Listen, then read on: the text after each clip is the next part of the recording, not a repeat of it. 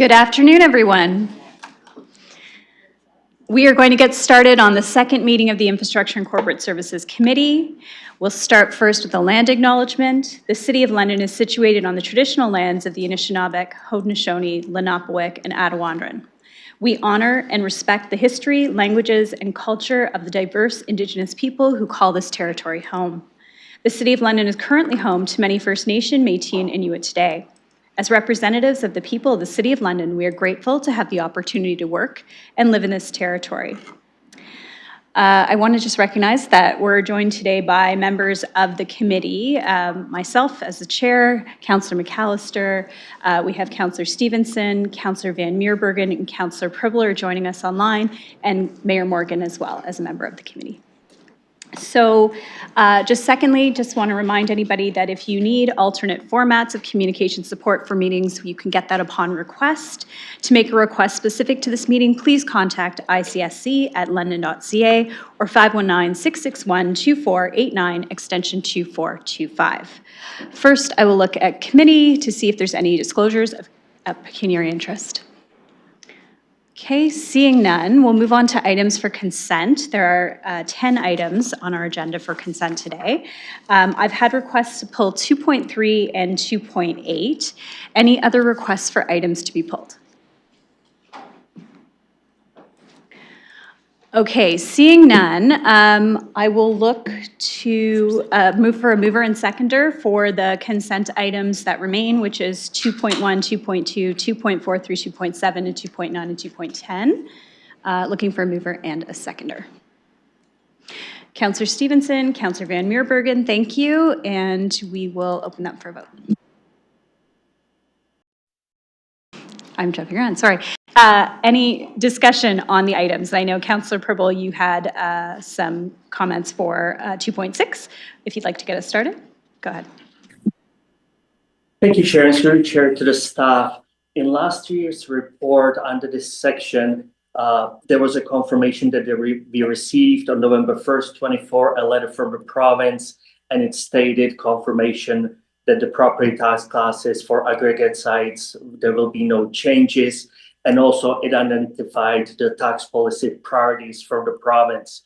And I just want to confirm from the staff, if we received this letter last year as well, or if we have not, and if we are expecting this letter. Thank you. Thank you. I will look to Mr. Collins. Thank you for joining us, and please go ahead. Through the chair to the committee, the city did receive, as we annually do, from the province, a letter from the dictating or identifying property tax decisions. That was received back on December 10th, 2025.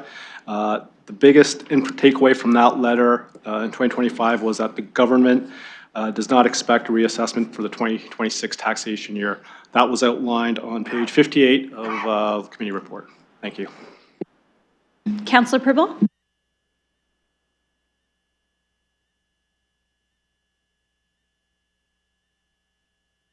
Councillor Pribble, go ahead.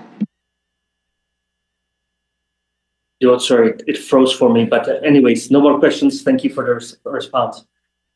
Thank you. I'll look to other members of committee for any questions on the items in front of us. Councillor Stevenson. Thank you. I just have a couple. The audit fees for the BIAs, I just noticed that, many of them are upwards of $10,000 a year, which seems high for some of the small amounts and limited expenditures that some of these groups do. I just wondered if there was any information from staff on what the amounts are per year and any extra charges.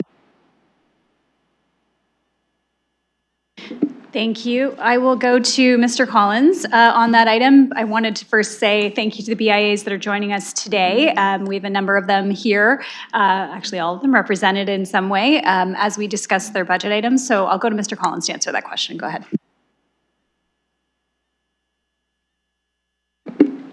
Through the chair to the committee, as part of the procurement process that the city undertakes to identify the city's external auditor, which would hold true for the boards and commissions, the proponent does provide a schedule of fees for the 4 to 5 year term, in which case audit fees for all the BIAs were outlined, which commenced at about approximately $5,000 for the first year of the contract, increasing incrementally by a couple $100 each year.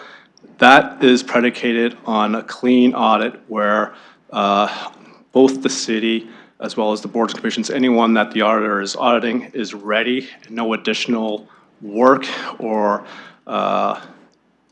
instances occur where further work is required by the auditor. For example, the inclusion of new changes to accounting standards. We've had a number of reporting standards that have come into play over the past couple of years, be it the revenue standard, financial instruments. That additional work would have to have been undertaken by the auditor as part of their annual audit, which may drive those costs to be slightly higher than what was set out in the request for proposal that was done a number of years ago. Thank you. Councillor Stevenson?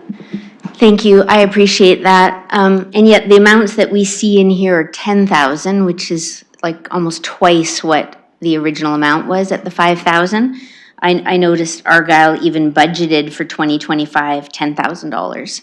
So what's the process when there's additional charges and what's required at both the BIA level and at committee council? Thanks, Councillor. Can you tie it back to the budget specifically that's in front of us in special levy? Because we're here on the levy. Yep, well, page 50 of the Argyle BIA says that audit fees, well, actually it's audit and bookkeeping is 10,000. But for the amounts going forward,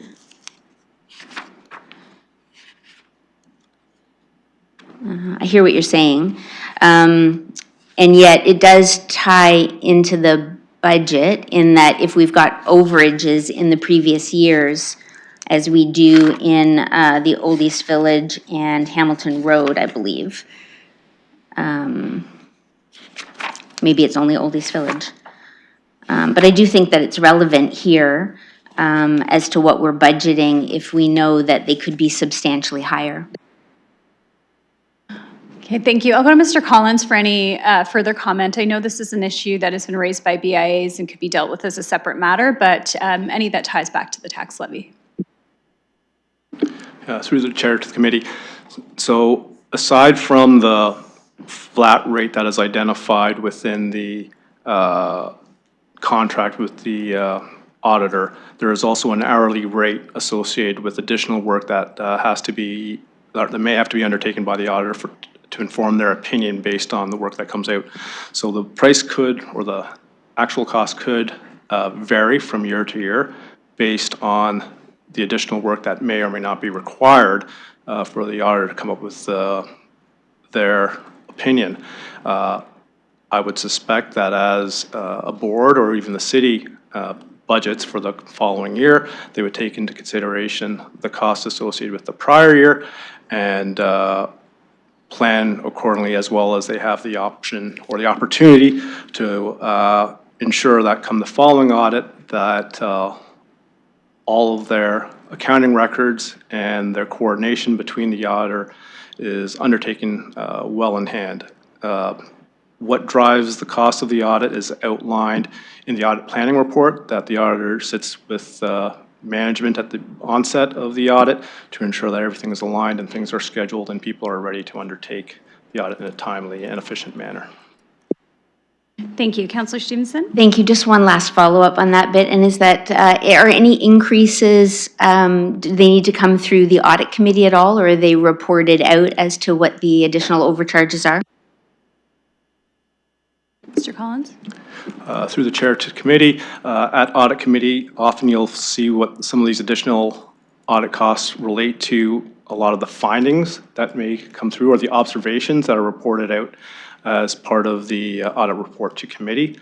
So using the City of London's audit as an example, as part of the audit letter or the opinion letter that the city receives from the auditor, there are a number of items or observations that the auditor would make regarding the audit of the books of the respective organization. Those items are either identified as corrected or uncorrected misstatements. Counselor Stevenson? Okay, thank you. I'll follow up on the specific issue that I have in mind offline. For Old East Village, I noticed that there were some changes, or I think there were some changes to the budget that I see here versus the one that came through the board. So again, are there, what's the process as the budgets come through? Are there changes made, or what would be the approval process there if there were to be changes? Thank you. I'll go to Mr. Murray. Thank you, through you, Madam Chair. So there may have been some changes in presentation format only in order to comply with how we present the budgets in this committee report. The figures themselves, I understand, are unchanged from what went to the board. Counselor Stevenson? Okay, thank you again. I'll follow up offline, so I'm. Thank you. I'll look to any other questions from members of committee before going to visiting counselors. Okay, seeing none on the items that we have under consent, all but 2.3 and 2.8, I will look to open the vote. Sorry, Counselor Ferreira? Thanks, Chair. I was waiting for the visiting counselors call. I just wanted to, I guess, recognize the downtown BIA. See Vicki Smith, our interim director, is here. And this obviously, looking at just the consent item that we have here for the 26 budget submission and the special charge, just recognizing that that charge is low, and we did that just because we recognize what the business community is calling for in the downtown area. But I do want to say 26 for the downtown BA is going to be a big year for us, and you're going to see some really good movement coming from the downtown BA. And I just wanted to make a shout out to the interim director, your staff, and the board that there's some big things to come. And I do appreciate the work that we've done so far, and we can navigate anything that comes towards us. So that's what I want to say. Keep those comments tight, and I'm done. Thank you. Thank you. Any other questions, comments, visiting counselors, members of committee? Okay, seeing none on these items, I will look to open the vote.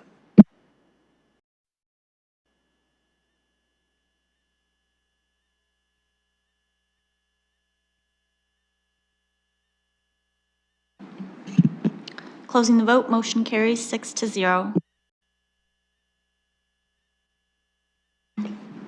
Thank you. Councilor McAllister, I know you were looking to move a change of order for items that were pulled from consent. I'll let you do that at this time. Thank you. And I'd like to have us dispense with the remaining consent items because I don't want the folks who are waiting on those to have to wait till the end of the tribunal. So if we could dispense with those now. Thank you. So you're looking to move a motion to change order? Okay, so I have a motion moved, looking for a seconder to change order. Councillor Stevenson, thank you. Any discussion on this item? Oh, sorry, there is no discussion on this item, so we will look to open the vote.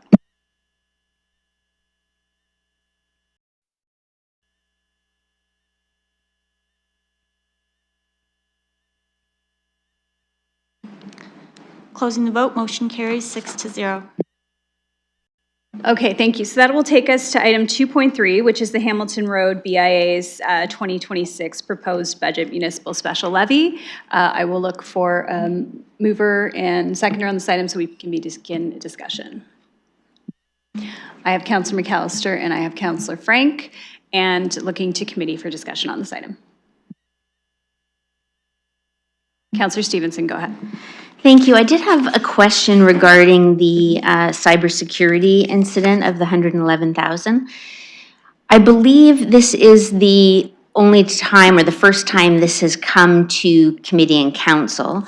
And I was just wondering, it seems to me, given the taxpayer dollars and the significant amount of this, that it would be beneficial to have a report detailing what happened and what, you know, is being done to prevent this kind of thing in the future. So I just wondered through you to staff, if you could confirm this is the first time that this has been publicly brought to committee council, and is there going to be some kind of a reporting out on that?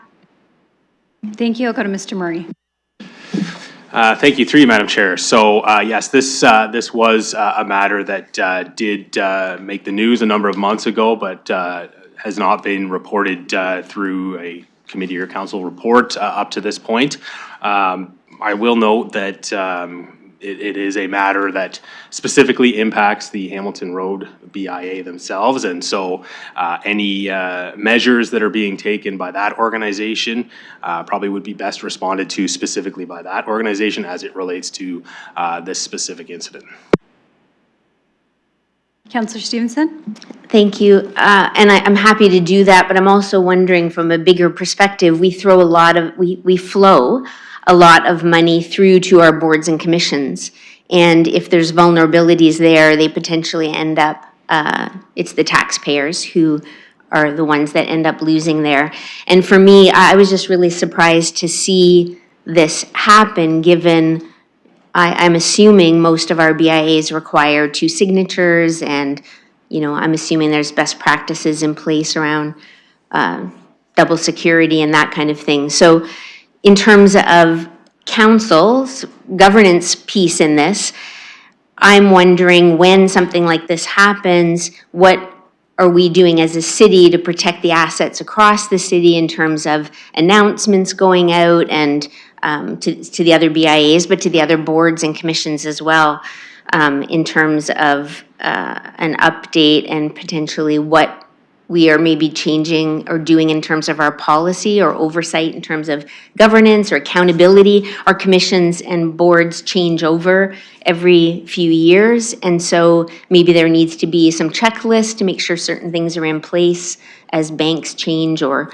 boards change. So I'm just wondering from that higher level, what we're doing to protect the taxpayer dollars. I'll go to Mr. Murray or Ms. Bourbon. Thank you, through you, Madam Chair. So I'll start, and then I may pass it over to others to carry on. But what I will say in general, as it relates to BIA specifically, is that we do have a working group, I suppose is the best term for it, that meets regularly, that is an opportunity to share information specifically amongst the BIAs in terms of issues that are commonly being experienced and perhaps learnings that can be shared between the organizations. So that mechanism is in place specifically as it relates to the BIAs.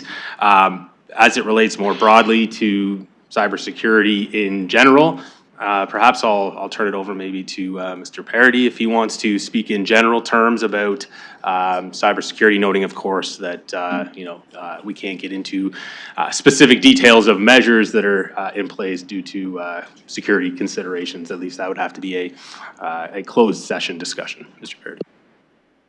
Okay, thank you. I'll go to Mr. Parody, and again, just want to stay clear on what we're here for. And I understand your point because it is in the report, but I know we could stray into all sorts of areas with cybersecurity. So just on this particular matter, thank you. Through the chair. So, like Mr. Murray said, we can't get into anything operational. Just saying high level. Anything involving the BIAs is outside the scope of what we provide for IT. On the cyber side, but we are more than happy to meet with BIAs or the larger working group that Mr. Murray indicated to share best practices and help them out with any type of information or assessments that they need to help them find a more secure way going forward. Thank you. Councillor Stevenson.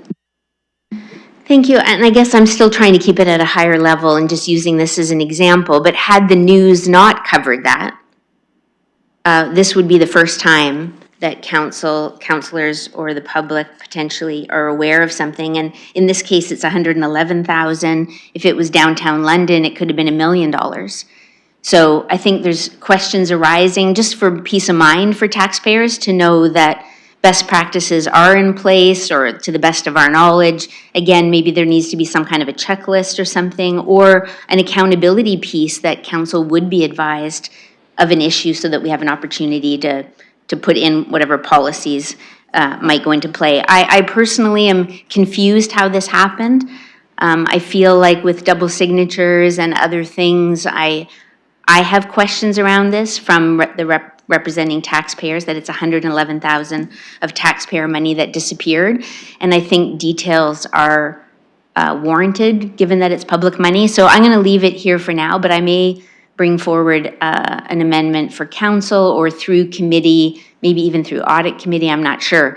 But I don't think we just go, oh, well, 111,000 disappeared and they're making it up within their budget, and so we don't need to talk about it. I think that some answers are required as to where that money went and what was done about it and what we're learning about it that we can implement across all of our boards and commissions. Thank you. I'll go to members of committee first, and then I'll move from there to visiting councilors. Councillor McAllister, go ahead. Thank you, and through the chair, I just first want to say I'm very appreciative of the Hamilton Road Board. We've gone through a tough situation, and I really appreciate in terms of the work we've done to present a budget for 2026, which I think reflects, what we went through, what we're trying to do to rebuild our organization. In terms of the councilor's questions of disclosure, this is something obviously we had to disclose with our AGM. It impacted our budget first and foremost, so we had to discuss that as an organization with our business members. Yes, CTV reported on this in the fall. There have been subsequent stories. I don't know what more I can provide in terms of what we already discussed. I mean, if you have questions, our frustration was directly with Scotiabank. As we discovered, there's a gray area in the Banking Act in terms of mirrored sites. People can gain access to accounts. It's just the world we live in, unfortunately, as Mr. Parody has described. All organizations go through this. The library had an unfortunate incident. I understand in terms of the loss of the money, we're doing the best we can in terms of recouping that. I don't think we're doing anything wrong. We've been very honest in terms of what happened. If there's more questions, our board is more than welcome to speak with anyone. But this is something that, was unfortunate. We've presented a budget which I think is fair. We're not asking for any additional money. And so I'll leave it there. But again, I just want to thank my board. Really do appreciate them stepping up. It's a tough situation, and Mr. Gardner is in the gallery. He's our treasurer, so really appreciate the board and all the work that's gone into presenting a budget for next year. Thank you. Thank you. I have Councillor Stevenson, and then I'll go to Councillor Trosso as a visiting councillor. Go ahead, Councillor Stevenson. Thank you, and I appreciate Councillor McAllister's update there, and maybe if he's willing, he could give more of an update as to what came to the AGM for the general public here, because these are taxpayer funding, right? It's not even the tax levy. 100,000 comes from the tax base. And if it's a mirrored site, I'm still curious as to how the money left, because with requiring 2 signatures, which I'm assuming all the BIAs require, you wouldn't be able to transfer money out. So I don't understand how money left. When I hear about it with other cities, it's, there's been confusion about a vendor payment, but the money leaving the account has left in an appropriate way. So I don't understand how, if somebody got access to the Hamilton Road BIA bank account, how they were able to take money out when 2 signatures are required. And so if answers are available to be provided now, that would be great. Okay, thank you. I don't want to engage in cross debate on a topic. I understand the question that you have, and wonder if those could be, or you could be helped to get those answers also offline. But I'm wanting to know whether or not the representative from the BIA, Mr. Gardner, would like to comment at all on this matter. Just wanted to give him the opportunity. Thank you so much. So I will look to you as we have before in the past with these submissions. We do go to members of the BIA in case they want to add anything, and I just thought it would be appropriate at this time. Okay, thank you. Councillor Stevenson, I agree wholeheartedly with what you were saying. Our whole BIA was so upset over this happened. We looked at it, how could this happen? And to quickly summarize, our executive director somehow allowed her banking information to get scammed. Scotiabank again, I don't want to get specifics because I want you to know that the BIA is looking into what legal repercussions we have against the financial institution. But here we are, a nonprofit BIA, and chunks of money are going out in 25 and 15,000 chunks at 3 o'clock in the morning. No red flags. I had a meeting with the bank manager, totally non-committal. Luckily, one of our board members is a IT professional, Western IT, and he drove through the scenario for us exactly, very complicated, but how he feels the scam happened.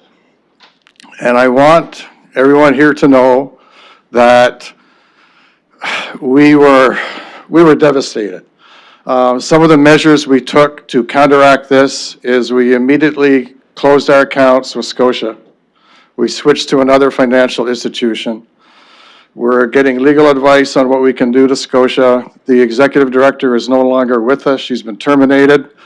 And what I'm proud of is our voluntary board has taken upon it to do the management of the BIA until this year, 2026.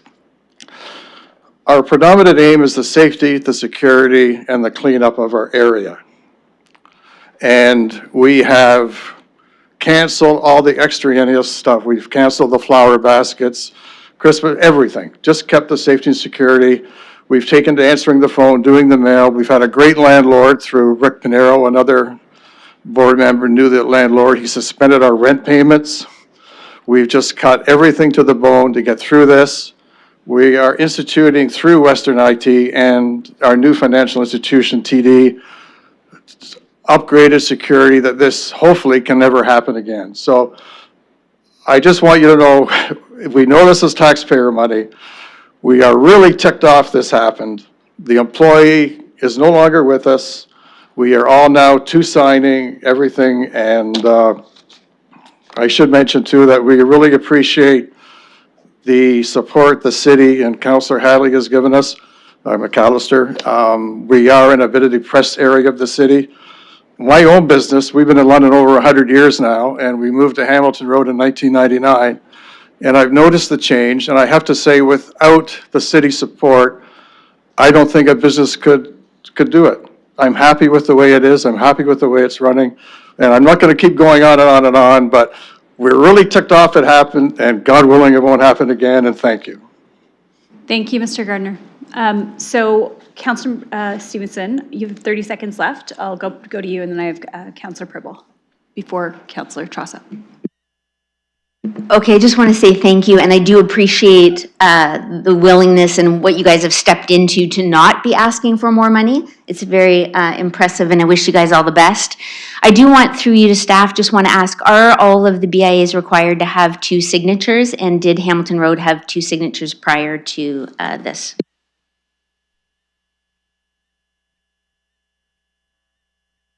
Thank you. I'll go to Ms. Barbone. Thank you, through the chair. So just maybe at a higher level, the BIAs are a separate corporation.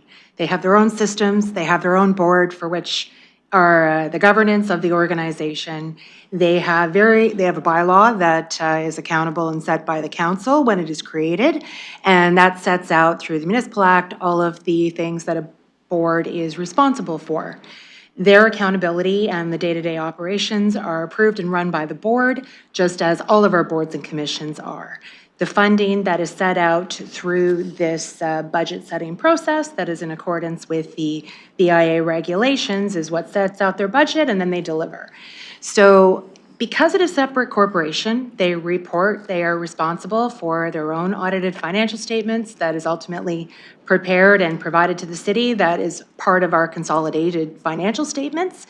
But the extent to which their operations are governed is very, very limited because they have their own board to which they are accountable. So they have their own finance, they have their own board that ultimately dictates how the organization is run. The City of London provides support to them when there are questions and assistance wherever possible, but we do not have jurisdiction to go in. That is where the external audit occurs each and every year. If there are concerns with the controls, that would come through their external audit and be reported through. Just as it is at the audit committee, if there are concerns that are raised, the auditors would raise that from a control perspective. The city also relies on that information and on those audited financial statements in order to prepare our consolidated financial statements, which, subject to materiality, govern the extent to which the city's their financial statements are impacted. So at a really high level, we don't have the information of exactly what their policies and procedures are. Those would be subject to the organization ultimately. Certainly, if there are concerns and things where we've been able to come in and assist, through that working group that Mr. Murray referenced, we provide advice and expertise at any opportunity throughout the year when we can be useful. But subject to high-level advice, going in and looking and auditing all of the processes and policies, we would not, at a council, City of London level, be able to set out those requirements because the board has that accountability and jurisdiction. Councillor, you have about 10 seconds.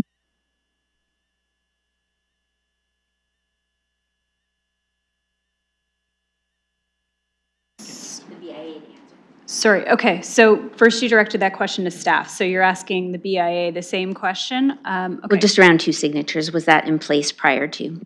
okay, so you're asking on EFTs? I'm asking on the bank account, does it require 2 signatures? Did it prior to the incident?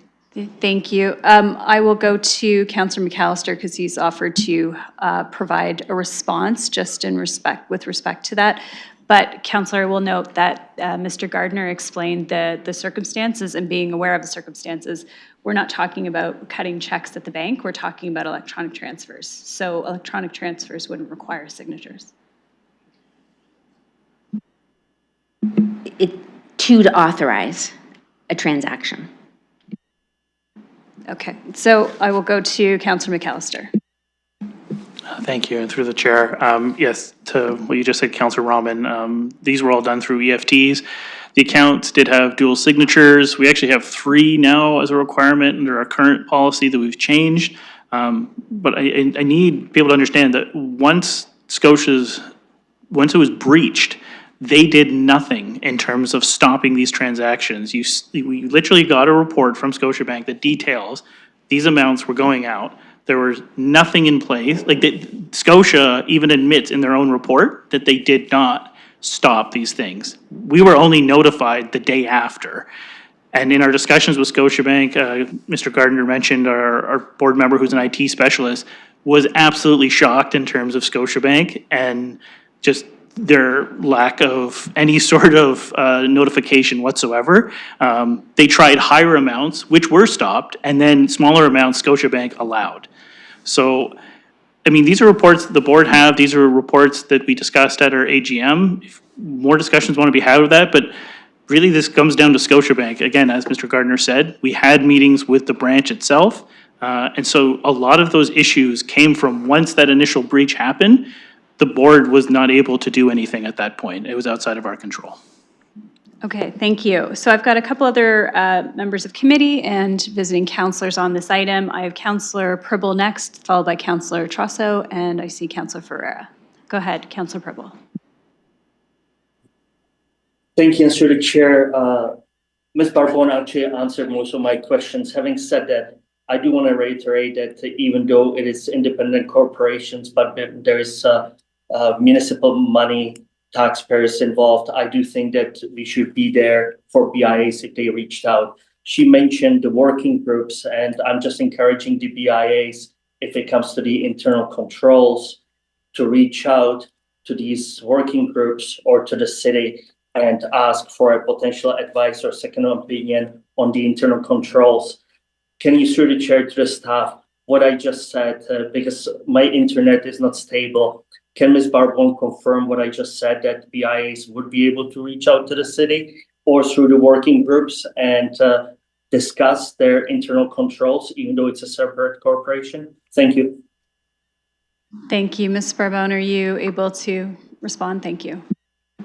Thank you through the chair. So as with all boards and commissions, we regularly are in contact with the staff there and providing advice and support whenever is required. We aren't there obviously doing the day-to-day work, but we are always happy to provide support and ensure that there are base levels of consistency and provide assistance whenever we can. We have some formal checkpoints throughout the year, but certainly in January, at the end of the month, is typically one where we usually start off when we look at year end, but at any point during the year, we have regular conversations with them, particularly if they have questions and reach out. We're always happy to help. Thank you. Councillor Purple, anything else? Thank you very much for the complete answer, and just last comment, encouraging the BIAs, if not 100% sure, do reach out. Thank you. Thank you. I will go to Councillor Trosso. Thank you for being patient and welcome to committee, and go ahead. Thank you, through the chair. My comments are going to be very limited. If this comes up again at council, my comments will be not so limited. But what I do want to say is I think we have to be very careful in circumstances like this, not to use these public meetings as an opportunity to talk about things that are better not talked about in public at this stage of this dispute. And I would become very concerned if I felt that members of this committee were using this unfortunate circumstance, and I'm sure it's nobody's intent, but we should go out of our way not to throw any potential blame on the victim here. And some of the things that I'm hearing are really starting to bother me. So I just think that we've discussed this. I don't think more questions need to be answered. And I think I have a lot of confidence in the board of this agency. This is a complicated area of privacy law, and I just think that let's just stop. We're going way beyond what's on the table, so let's just stop. Thank you. Thank you, Councillor. I'll go to Councillor Ferreira. Thanks, Chair. My comments are very similar. What's the purpose here of this discussion? We are supposed to be talking about levy charges. It was mentioned in the report, but this has been the focus, and I'm kind of concerned about that. It's like beating a dead horse here. This was a mirrored scam. It's a digital world. Things are very complicated when it comes to this. There are many parties that were involved. A mirrored scam can be something that occurs by mistyping a URL or clicking on something, the wrong item at the top of a Google search.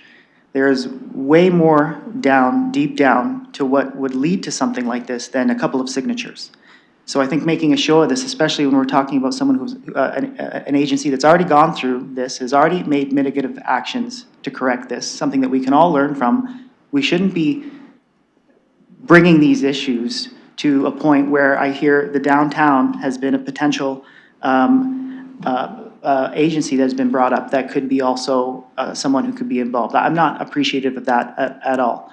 I think that when issues like this come up, direct conversations with our digital security teams are the ones that we have to have that conversation with. Making a show of it here and just going on and on and on, especially deviating from the report itself, is not what this item should be about. It was an unfortunate situation. The BIA has made a lot of actions to correct. We have learned from the lessons that came from this. I think that this conversation should end here. We heard what they have done. We've heard what the councillor has done to help. And I think that anything more is just a whole other show for a whole other purpose. So I really think that we should just practice good governance here and focus on the issue at hand and not beat the dead horse again and again and again. I think we've had this conversation to the full exhaustion that it can go. Thank you. So just looking for any final speakers on the special levy for Hamilton Road.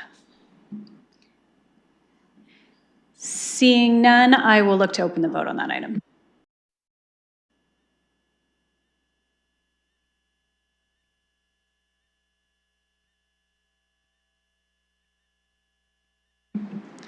Closing the vote, motion carries 6-0. Thank you. We will now deal with 2.8, which is the contract award RFT 2025-224 East London Link and Municipal Infrastructure Improvements, Phase 3A, East Dundas Street. I will look for a mover and seconder on this item.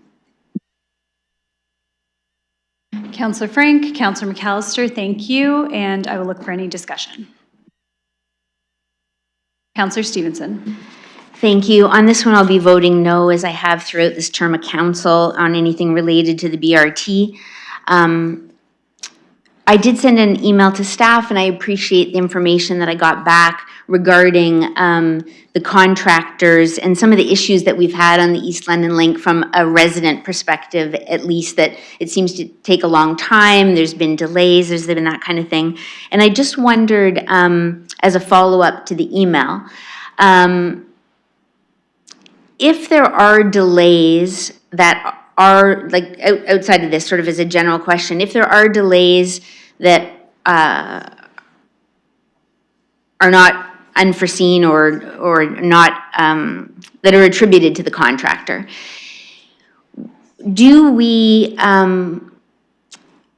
ever use the ability to suspend or put a suspension on a contractor to say we don't want to deal with this one anymore outside of litigation? Because I heard that we do that if we have litigation with the contractor, but if we're just unhappy with the performance, is there a way to suspend them so that they're not able to win a tender if that were the case? So I'm just wondering as a general question.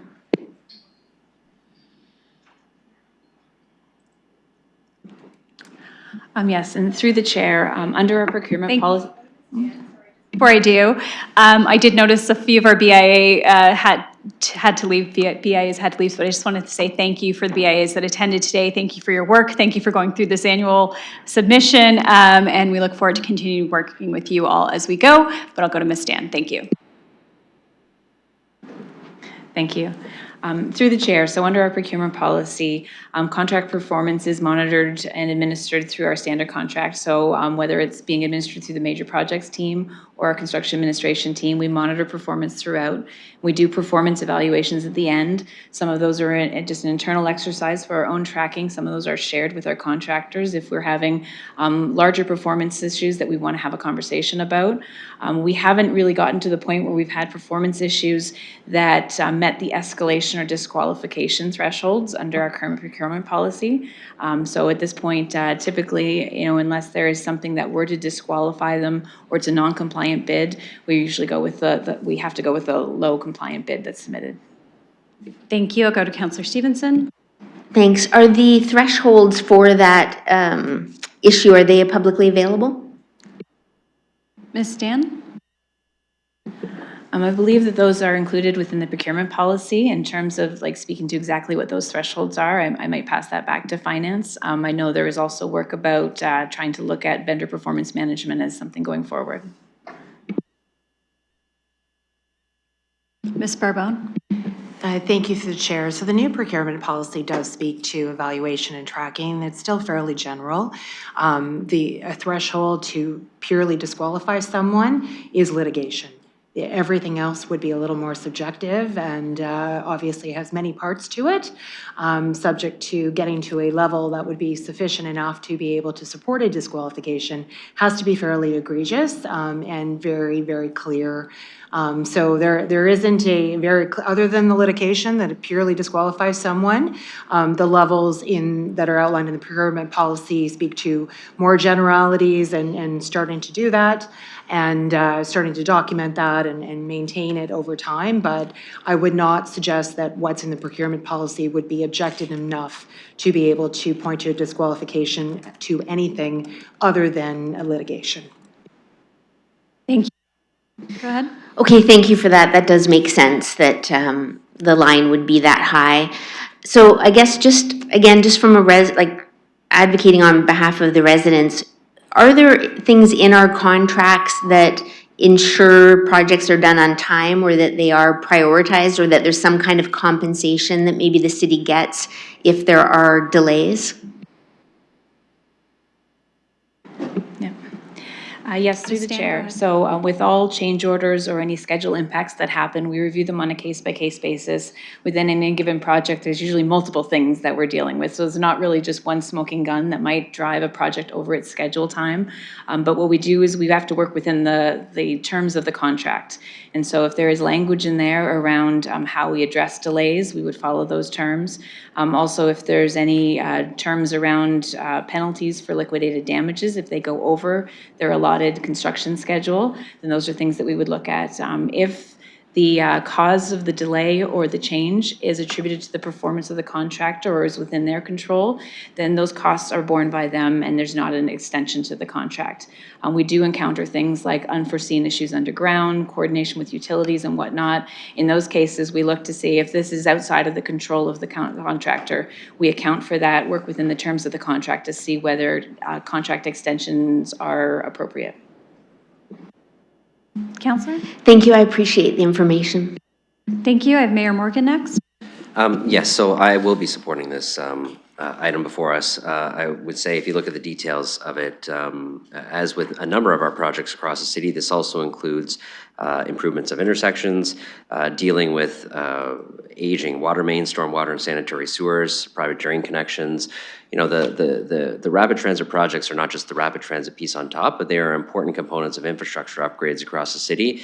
And I certainly will be supporting this, as I've supported the others. Not supporting this means you're leaving a gap in the BRT network. There's components that are built before this, there's components that are built after this. So I would strongly encourage colleagues to support this segment of the rapid transit system, not just for the rapid transit components, but for all the other good work that is associated with this type of infrastructure project under the ground, at intersections, and for all modes of transportation across the city.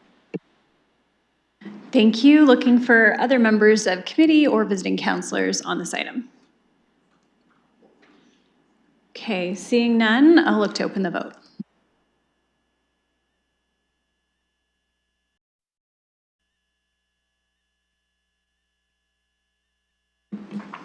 Closing the vote, motion carries 4-2.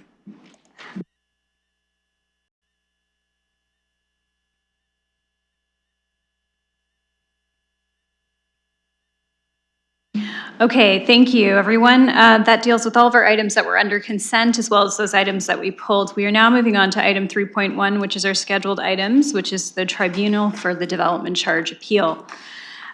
This is a formal procedure, so please bear with me as I read some formal remarks and take us through this process. So the first is, I will look for a mover and seconder to the following motion. Through the chair, that the Infrastructure and Corporate Services Committee now convene as a tribunal under Section 26 of Part 4 of Bylaw CP 1551-227 to hear a complaint under Section 20 of the Development Charges Act 1997 and provide the complainant an opportunity to make representations. Thank you. I will look for a mover and a seconder. I have Councillor Stevenson and Councillor McAllister. Thank you.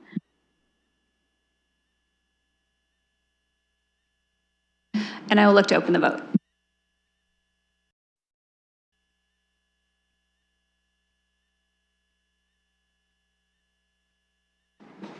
Closing the vote, motion carries 6-0. Thank you. So this is a hearing of a complaint made by Siskins LLP on behalf of London Cross-Cultural Learning Centre under Part 4 of Bylaw CP 1551-227, as amended, the Development Charges Bylaw, in respect of the development charges imposed by the Corporation of the City of London in connection with the development at the property situated at 763 Dundas. I will look to members of the tribunal. Are there any declarations of pecuniary interests? Okay, seeing none, I will now ask who is representing the complainant. Good afternoon, Chair. McFalls, first initial L, here as counsel for the complainant, London Cross Cultural Centre. Thank you, Ms. McFalls. I will look to Civic Administration to share who is representing Civic Administration.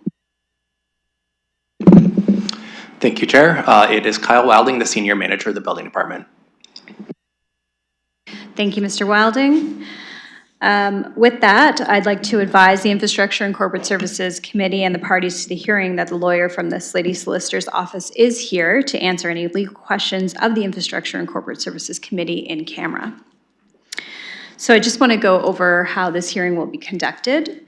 The hearing shall be conducted as follows. First, we'll deal with certain documents that will be identified for the record.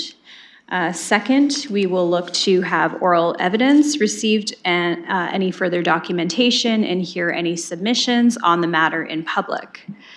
Next, the order of the proceedings is as follows. The complainant first, the civic administration second, and then the complainant responding to any new issues raised by civic administration. Just again, to keep everybody on the same page with where we are, there is no party to the hearing may cross-examine or question the other party on either any of the written documentation or the oral evidence. The city clerk acts as the registrar in this process and will keep a written record of the hearing. The Infrastructure and Corporate Services Committee may decide to go in camera to receive legal advice, and that will be without the complainant nor civic administration, except the city clerk acting as the registrar may be in the room if the committee receives legal advice in camera. If the committee convenes in camera to receive legal advice, it will reconvene in public to deliberate the merits of the complaint and make its recommendation. After hearing the evidence and the submissions, the committee will either adjourn the hearing or make a recommendation with reasons to municipal council on the merit of the complaint.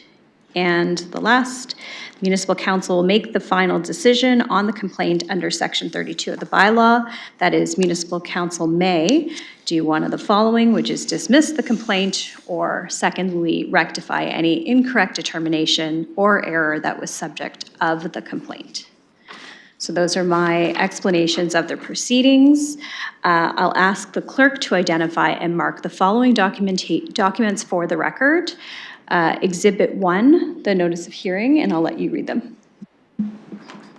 Through the chair, the exhibits are as follows. Exhibit 1, notice of hearing dated December 15th, 2025. Exhibit 2, the written complaint from Paula Lombardi, partner, and Laura McFalls, lawyer, Siskins LLP, dated December 9th, 2025. Exhibit 3, staff report dated January 12th, 2026, from the Deputy City Manager, Housing and Community Growth. Exhibit number 4, submission dated December 23rd, 2025, from Paula Lombardi, partner, and Laura McFalls, lawyer, Siskins LLP. And exhibit number 5, the added agenda submission dated January 12th, from Paula Lombardi, partner, and Laura McFalls, lawyer, Siskins LLP. Thank you. I will ask the representative, Ms. McFalls, for the complainant to do the following. First, identify the written documents that it is relying upon, in addition to exhibit number 2, number 4, and number 5, the written complaint, and the submissions on the agenda, and provide copies of those additional documents to ICSC, Infrastructure and Corporate Services Committee, which shall then be entered by the clerk into the record and numbered as exhibits. Are there any of those? There are no additional documents other than what's already been mentioned by Madam Registrar. Thank you. So I'll give you the opportunity to provide your oral evidence and any submissions on the complaint. Thank you, Madam Chair. We are before you today to speak to the complaint filed by the London Cross Cultural Learner Centre, which I'll refer to throughout my submissions as CCLC, as it relates to the development charges required by the city for its Doorway to Dreams housing project, which is being constructed 763, 765, and 769 Dundas Street in the City of London. CCLC is requesting that the committee exercise its discretion under Section 20 sub 6 of the Development Charges Act, also Section 32 of the bylaw, to rectify the incorrect determination of development charges to the Doorway to Dreams housing project, and further, to confirm that CCLC qualifies as a nonprofit housing development and is exempt from the payment of development charges under Section 4.2 sub 2 of the Development Charges Act. Section 20 sub 6 of the Development Charges Act reads, after hearing the evidence and submissions of the complainant, council may dismiss the complainant or rectify any incorrect determination or error that was the subject of the complaint. This complaint was made under Section 27 of the city's development charges bylaw, which provides the following 3 grounds.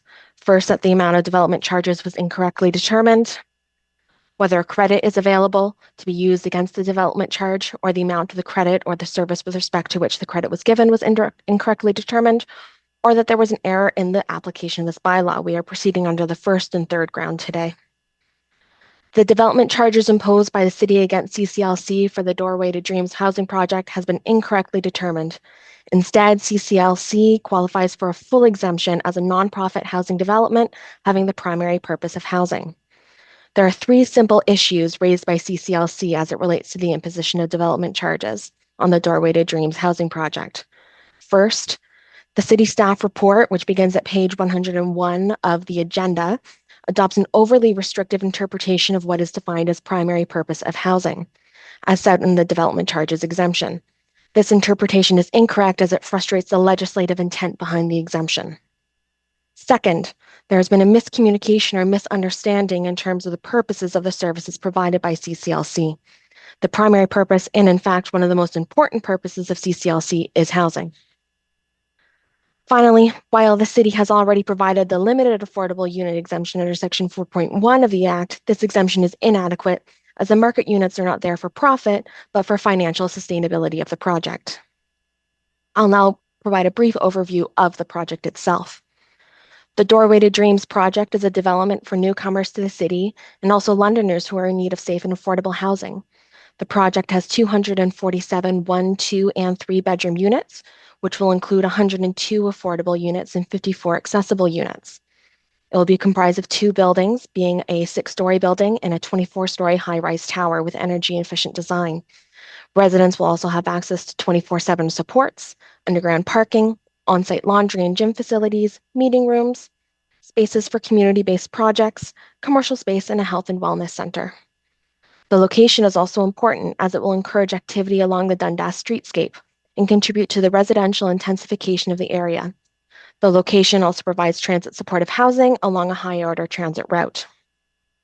While, as the staff report notes, that the only development charges currently before you relate to the 24-story tower, as a building permit has not yet been applied for the 6-story building, the 24-story tower needs to be put into proper context, and it is important to consider the development as a whole when considering CCLC's exemption request.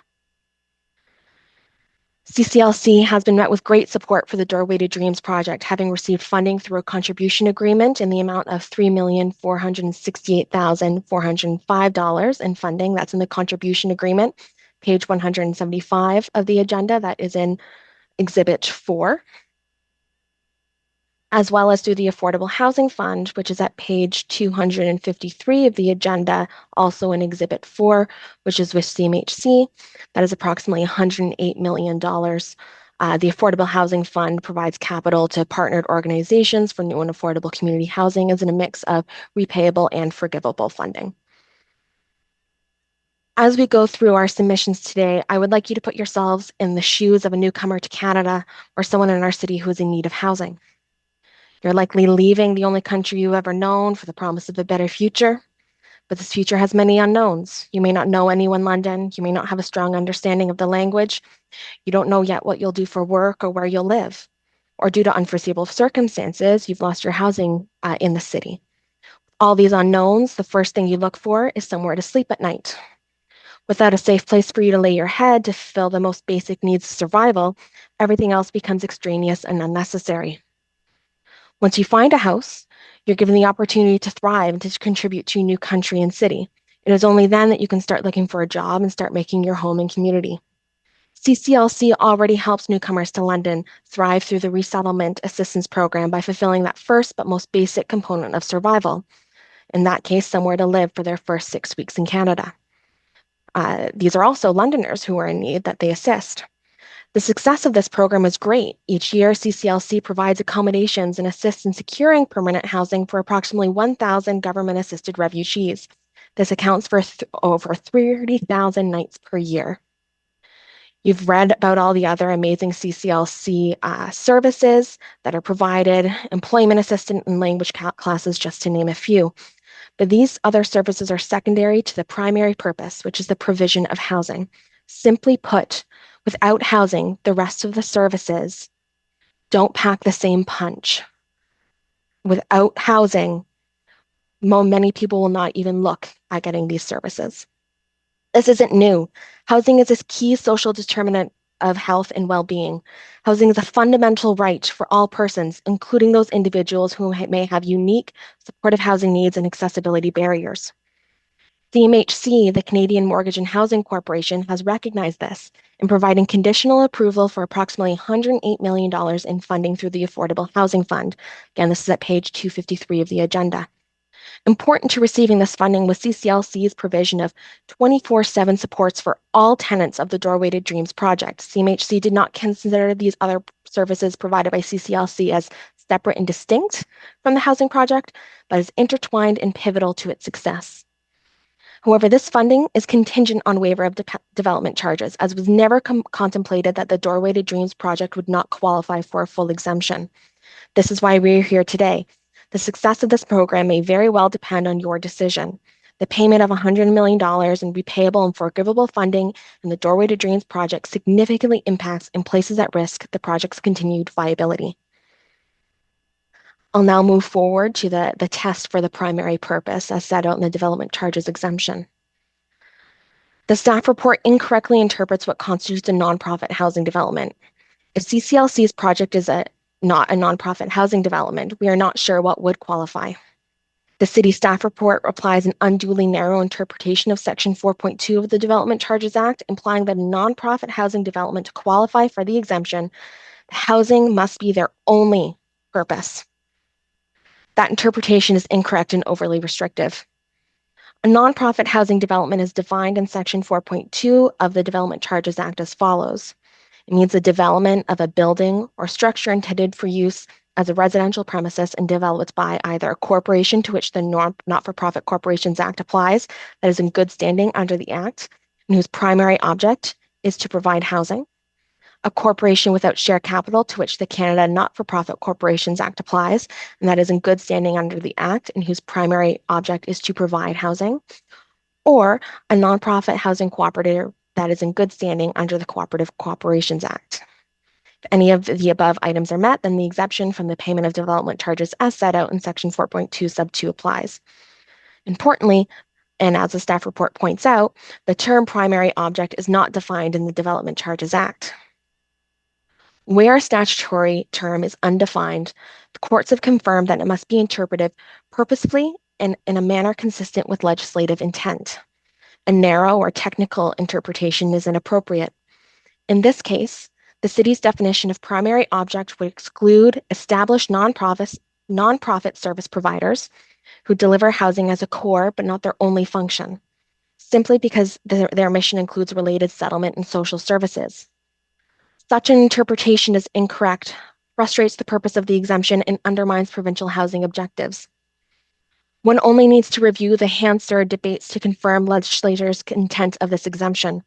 These are transcripts of debates which occurred when the bill, which would later become the More Homes Built Faster Act of 2022, was going through the legislative process. The excerpts are included in our December 23rd letter, starting at page 124 of the agenda. I quote Mr. Sean Meager, the coordinator for Ontario for All, who noted that there are a lot of nonprofit housing developments that teeter on the brink, that just a little bit more money, a little bit more investment, or a little bit of a break on land costs, or whatever it might be, and it can go ahead. I think that's very valuable, but it's valuable because it's an investment that we're making. We know what the return on investment is. We're investing some development charges that would otherwise probably not be collected, because those projects wouldn't go ahead and we're getting affordable housing. If you review the Hansard debates relating to development charge exemptions, there's full support for a reduction of costs from both sides for nonprofit developers. The only heated debate relates to the affordability timeline for that more narrow exemption that applies only to the affordable units themselves, often used by not-for-profit developers. This exemption is available for only those that maintain their affordability for at least 25 years. That debate surrounded how long the affordability timeline ought to be, with some proponents arguing that it should be 99 years or even indefinite. At the end, the 25-year timeline was determined. The city's interpretation of what is considered a not-for-profit corporation's primary object is to provide housing has not been applied consistently either. We understand that the Society of St. Vincent de Paul of London, who has recently announced an affordable housing project called St. Vincent's on Huron, is confirmed to be exempt under Section 4.2. CCLC and St. Vincent de Paul are very similar. Like CCLC, St. Vincent de Paul also provides other services apart from housing, such as the operation and administration of thrift stores. However, this is ancillary to their primary purpose of assisting the impoverished.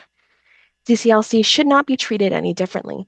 The fact that a nonprofit provides many services to assist an individual, and this often occurs through the provision of housing, should not exclude them from a development charges exemption. As well, the fact that CCLC has the ability to provide these full services was instrumental in obtaining support from CMHC through the Affordable Housing Fund. Supportive housing is rare, and when possible, it should be encouraged. I'd now like to go through what we see as a miscommunication and misunderstanding that is shown in the staff report of CCLC's current operations. The staff report before you recommends that this development charges complaint be dismissed. The city, however, makes this recommendation based on a mischaracterization and misunderstanding of CCLC's current housing operations. As noted on page 3 of the staff report, which is at page 103 of the agenda, the dispute is whether CCLC qualifies as a nonprofit housing provider in accordance with Section 4.2 of the DCA, or the Development Charges Act. This is a factual determination based on the actual function and activities of the organization. As noted at page 102 in the staff report, primary object is to provide housing is not defined. The way to determine the primary purpose is to assess the true function of the organization. When determining whether CCLC met the legislative test of having a primary object to provide housing, staff reviewed information from the Articles of Incorporation, annual reports, strategic plan, and website to identify the object. This is problematic as the staff report identifies the provision of housing and housing services as a new CCLC program. And I'll quote this exactly. It is one of many programs that the organization offers and appears to be a small component of the organization's activities.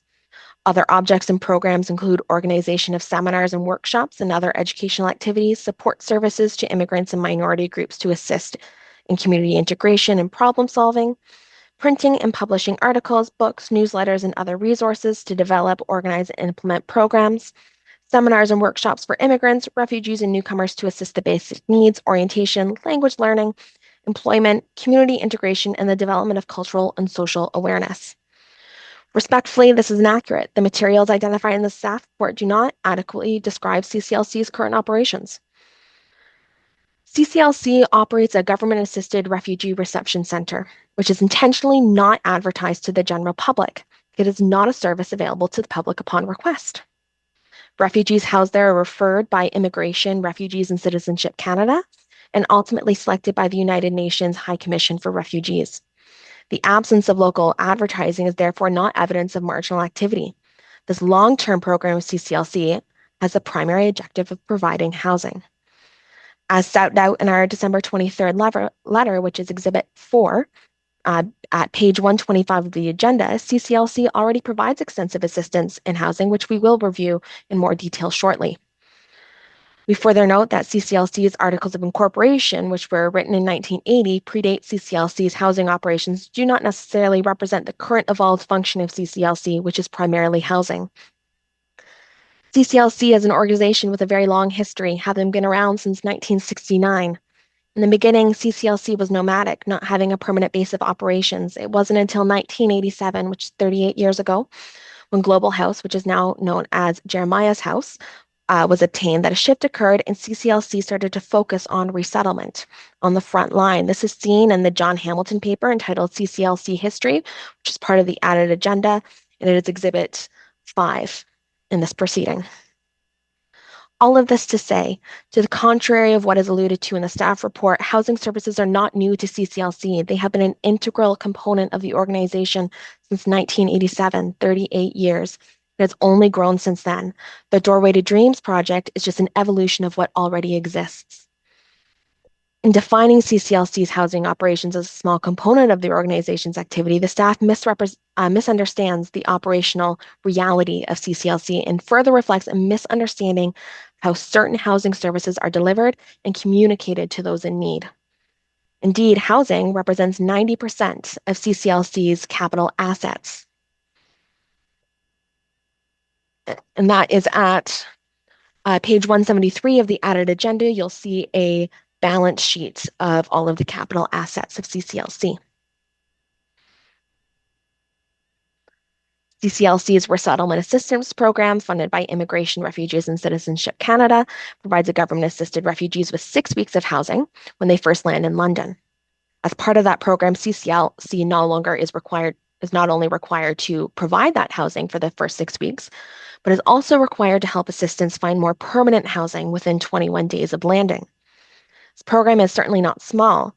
CCLC assists over 1,000 government-assisted refugees through its resettlement program annually, equating to approximately 30,000 stays each year.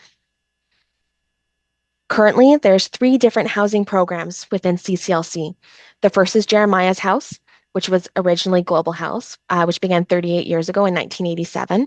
This is that government-assisted refugee program, providing temporary accommodations within the first 6 weeks in Canada. CCLC will either house clients at Jeremiah's House or, when overflow is necessary, at hotels. Joseph's House, which is not part of the Resettlement Assistance Program, provides transitional accommodations for refugee claimants and has been running this program since 2024 when it purchased it from St. Joseph's Housing. Now, just to put this into perspective, they provide between April 2024 to March 2025, there was 2,656 night stays. And this has already increased since it was purchased by CCLC, with from April to November 2025, 1,828 night stays. It currently operates with the lodging house license from the City of London. CCLC Resettlement House provides permanent housing to single newcomers. So this is already long-term housing that CCLC provides. And now we have the Doorway to Dreams project, which will be the 4th housing site that will bring a significant amount of affordable housing to the market in London. All 4 of these programs, with primary purpose of housing, provide participants with ancillary services, life skills, referrals to ESL classes, supportive counseling, and assistance in finding employment.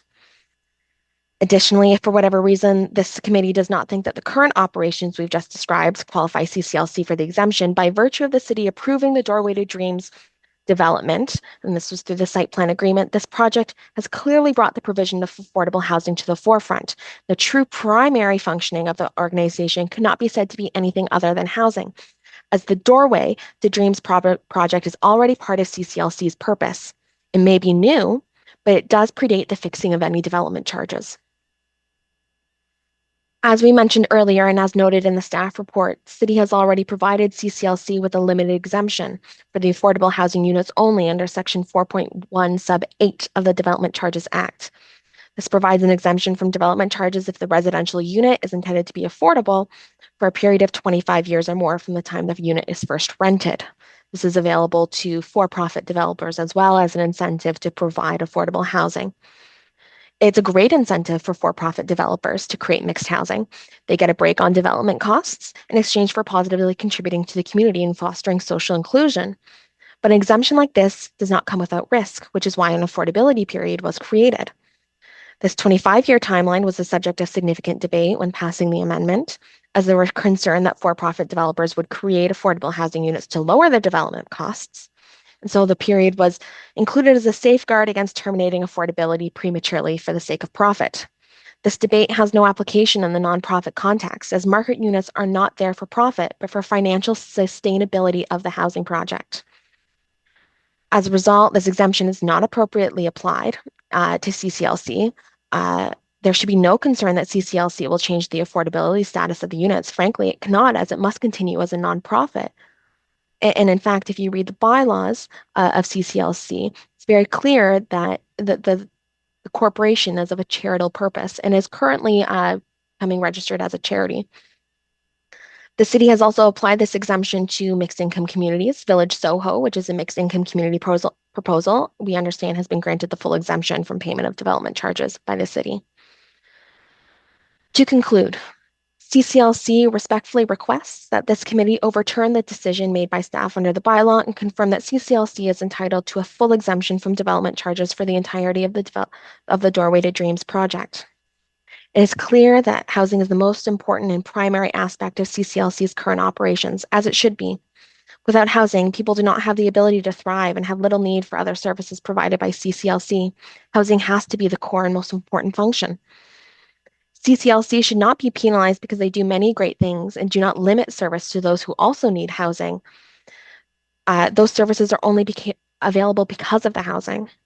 CCLC already ensures that the first 6 weeks of housing is provided to a newcomer to our city through the federally sponsored program. It also provides a place for you to make a home and create community.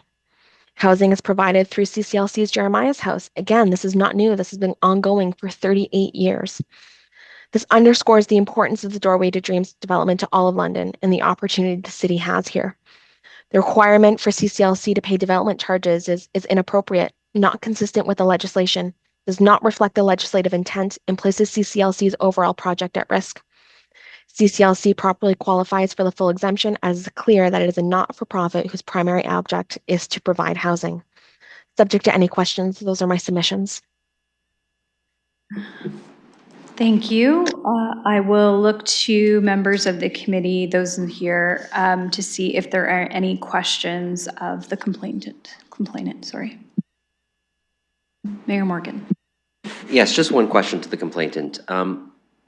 What is the scope of the size of the Doorways to Dreams project compared to the rest of the organization? I'm trying to gauge the extent.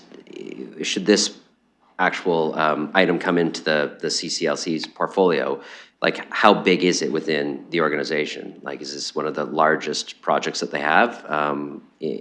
Because they're doing other housing projects and other things, but I'm just wondering if you could articulate the scope of this particular project.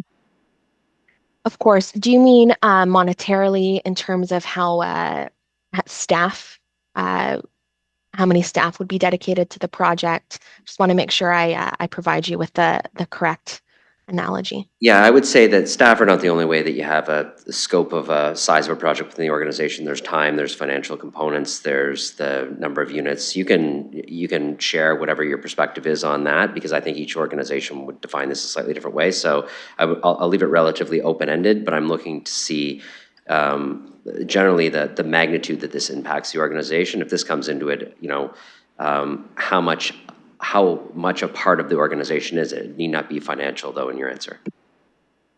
I'll go through financially, staff-wise, and just in terms of how much attention would be to this program. It'll certainly be the largest housing program that we have, should this go through. To put it into perspective, for capital assets, the capital assets that are currently being dedicated to the Doorway to Dreams project, it's sitting at about a value of $5.6 million. Total capital assets are just under $7 million. So it's 90% of the capital assets for CCLC. In terms of how much staff time and other resources would be dedicated to this, we already see about 25% of CCLC's workforce being dedicated to the Resettlement Assistance Program on its own. There would be overlap in the supports, the ancillary supports that would be provided, as they're already provided under the other programs. It would just be expanded. We would need significantly more staff, I understand, in order to assist 247 units, because that's not just 247 people. Many of these are 1, 2, 3 bedrooms. We're seeing families. This would be a massive expansion of CCLC's housing provision. Thank you. I'll look to other members for any questions to the complainant. Okay, seeing none at this time online or here, I'll go to the representative of Civic Administration, Mr. Wilding, to provide his, first to identify, the written documentation that is relying upon in addition to Exhibit 3, its report, and provide copies of the additional documents to the Infrastructure and Corporate Services Committee, which shall then be entered by the clerk into record and numbered as exhibits. Are there any of those submissions? Through the chair, no, there are no additional submissions. Thank you. I'll provide you the opportunity to provide oral evidence at this time and any other submissions that you have. Perfect. Thank you, Chair, and good afternoon, members of committee. I'm here today on behalf of administration to address a development charge complaint brought forward under Section 20 of the Development Charges Act and Section 27 of the city's Development Charge Bylaw related to the development at 773 Dundas Street. The complaint alleges that the development charges were incorrectly determined and that there was an error in the application of the bylaw. By way of background, the subject development consists of a 24-story residential building with 213 residential units. Of those, 75 units, representing approximately 35%, are secured as affordable rental units through the registered 25-year affordability agreement. In accordance with Section 4.1 of the Development Charges Act, those 75 units were fully exempt from development charges. The remaining 138 units are market rental units and were charged development charges with the appropriate legislated rental housing discounts applied. The central issue in this complaint is the applicant's positions that the entire development should be exempt from development charges on the basis that the proponent is a nonprofit organization. Upon review of provincial legislation, Section 4.2 of the Development Charges Acts permits a full exemption for market units only where nonprofit corporations' primary objective is the provision of housing. Administration undertook a fact-based review of the organization's governing documents, public materials, and program activities. Based on that review, the housing was determined to be one of several program areas, but not the organization's primary objective as required by the Act. As a result, administration applies the maximum exemptions permitted by legislation. Staff does not have the authority to extend a full exemption beyond those parameters. I would also note that the development charges were calculated in accordance with the timing provisions of the Act, and the lowest applicable rate was applied at development permit or building permit issuance. Accordingly, it was determined that no errors were made in the calculation of the DCs on the development. Administration is recommending that the complaint be dismissed. And thank you, Chair, and I'm happy to answer any questions. Thank you. Are there any questions that you have of Civic Administration? Thank you. I'll go to Councillor McAllister first. Thank you, and through the chair, as was previously mentioned, in terms of how this project might compare to other organizations, was there any comparison made? Mr. Wilding? And through the chair, we did view this in terms of some other organizations within the industry. We do have other organizations that have gone through and are currently doing housing projects that were in similar situations where the DCs regarding the affordable units were refunded, but additional development charges were levied on top of that weren't related to like actual affordable units. Councillor McAllister. Okay, other questions I have from, sorry, I was looking for members of committee first, from visiting councillors. Councillor Ferrer, go ahead. Thanks, Chair. Just stop me if I'm doing something wrong. I'm not familiar with the tribunal standing on the committee. I guess this question would be for staff, and it would be, so I see the main reason for the refusal is because CCLC for the Doorways to Dreams is specifically the primary object is not housing alone. And I do see there's references that CCLC has other areas that they provide, other services that they provide. So the primary object language is really the reason why we are having the recommendation the way it is, correct? I'll go to Mr. Wilding, please, on your submissions and your information provided.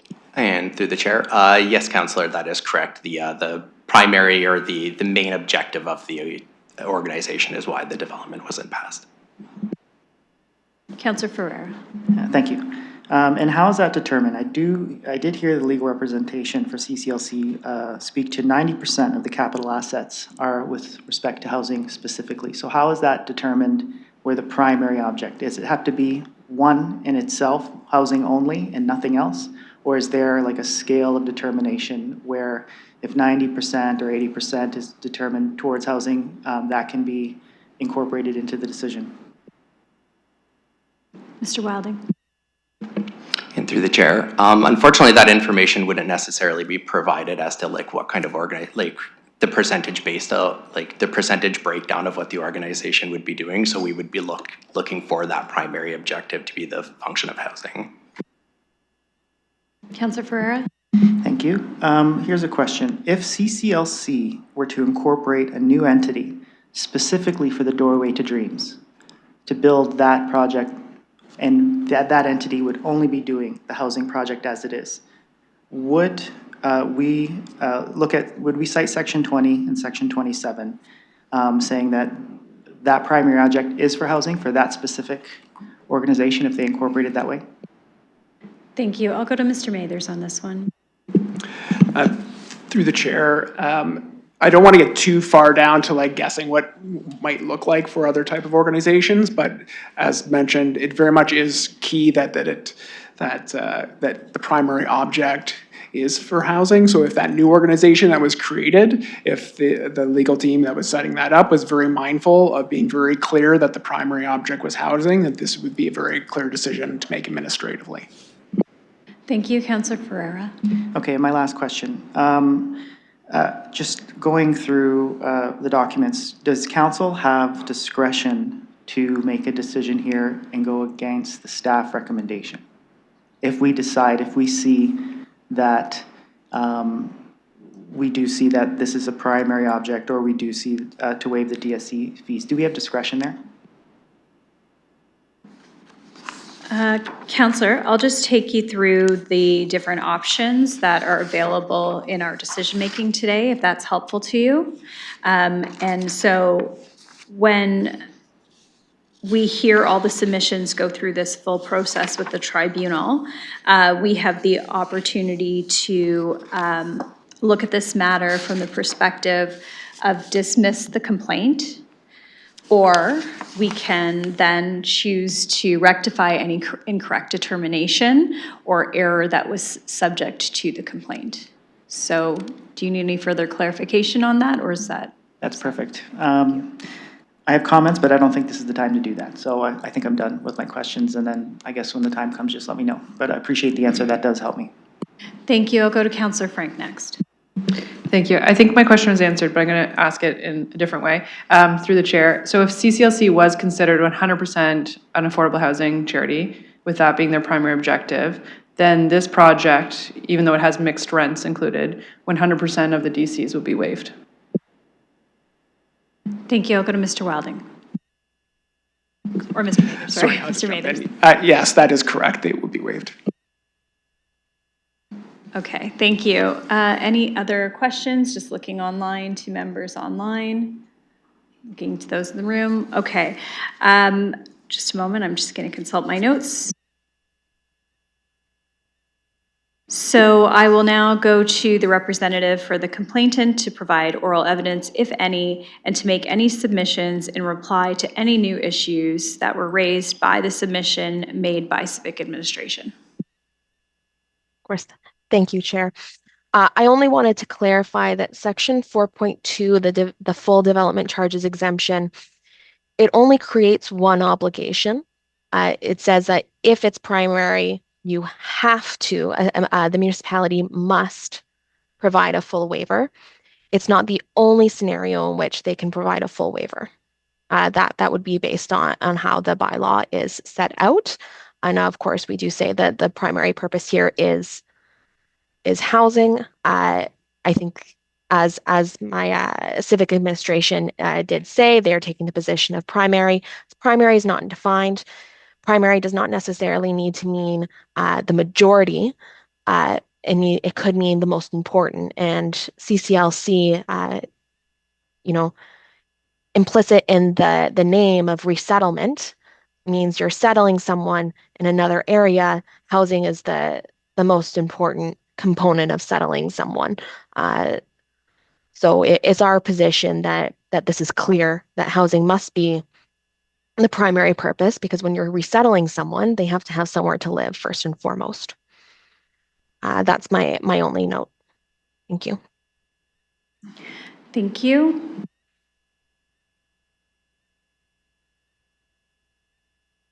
Okay, thank you. So I'd like to look to the committee now, sitting as a tribunal, on how they'd like to proceed. Councilor McAllister. I will move the staff recommendation, put that on the floor. Thank you. I will look for a seconder to the staff recommendation. I'm happy to second that to get that on the floor.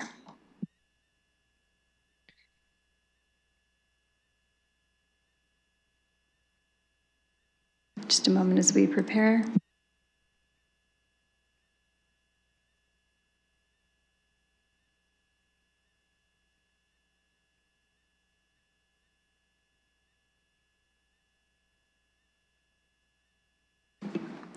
Through the chair, the motion reads as follows, that after convening as a tribunal under section 26 of bylaw CP 1551-227 to hear a complaint under section 20 of the Development Charges Act by Paula Lombardi Siskins LLP respecting the property municipally known as 763-773 Dundas Street concerning the calculation and application of development charges for the London Cross-Cultural Learning Center Doorway to Dreams project permit number 24-028071 and is detailed in the attached record of proceedings.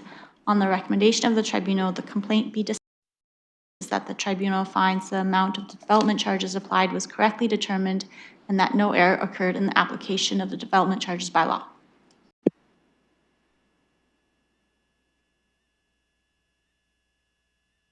Thank you. Okay, I will look to members of committee for any comments or questions on this item. I have Mayor Morgan and then Councillor Stevenson. Yes, I'm not supportive of the motion that's been put on the floor, and I'll articulate my reasons why.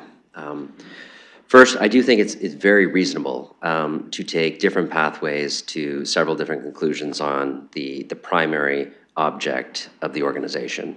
I think the path that our staff took of looking at the organization's corporate structure and the information that is available to them is a reasonable way to come to a conclusion. I also will say that the information provided by the complainant is an alternative path to a reasonable conclusion to say that this is one of the primary, if not the primary objective of the organization being housing. And I'll say in my reading of the additional commentary that it was provided today, it's my opinion that I lean towards not dismissing the complaint, but accepting the complaint, and so I'm opposed to the motion on the floor.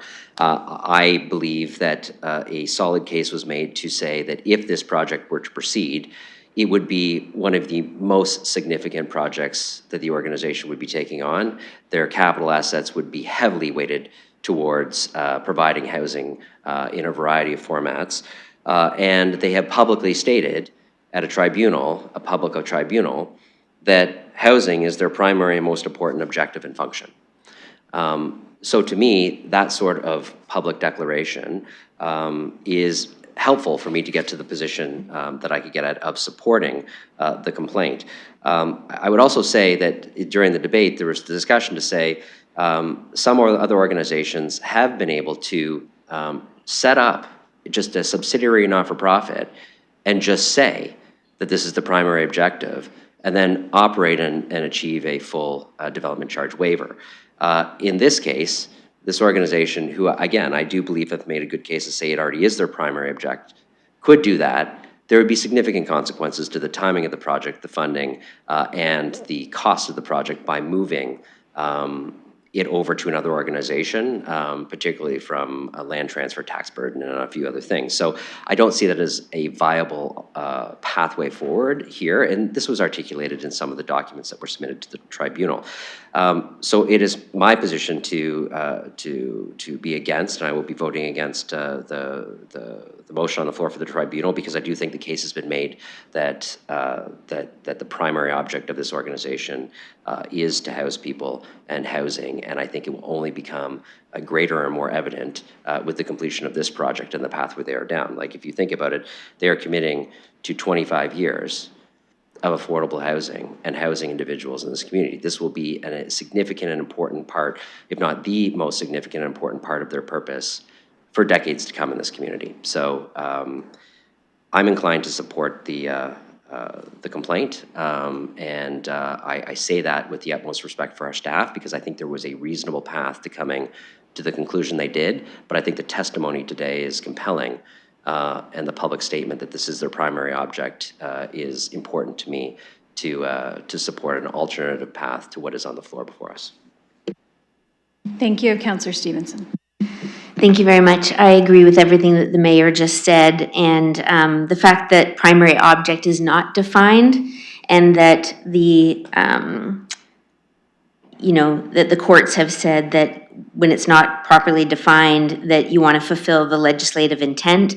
I think the complainant did make a compelling argument today. I do believe that their primary object is housing, and that accepting the dismissal that's before us right now would frustrate the purpose of the exemption of the DCA. So I will not be supporting this, and if this fails, I do have an alternate motion that I'd like to put forward. Thank you. I have Councillor Frank next. Thank you. I'll be quick. I won't be supporting the motion that's on the floor right now. I'll support the motion perhaps that comes after if it does, as I'm convinced that given the discussion we've heard today, the primary objective for CCLC is housing. So I will not support this one and support potentially a different option. Thank you. I have Councillor Ferreira followed by Councillor Trasso. Thanks, Chair. I fully agree with the last three comments that I heard.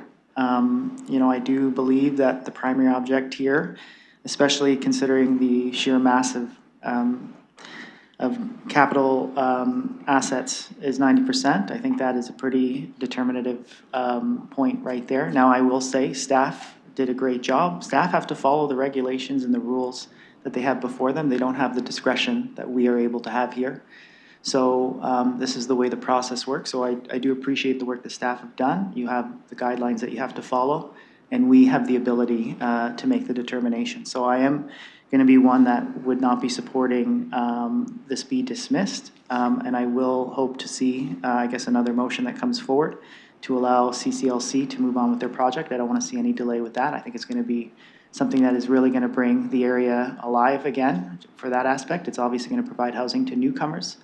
And that's going to be something that's a great thing. I see that the compelling arguments from Ms. McFalls with respect to Village Soho, with respect to St. Vincent de Paul on Huron, is a clear example of how we have seen this in the past. And I want to just make note that because we have that discretion, this is our job, what we should do, and I believe that the case was quite compelling. So I do agree with the last comments that I saw. I will be supporting, I guess, whatever comes if we go that way, how this committee determines it, that will allow a path for CCLC to build their build and I guess have those development charges waived.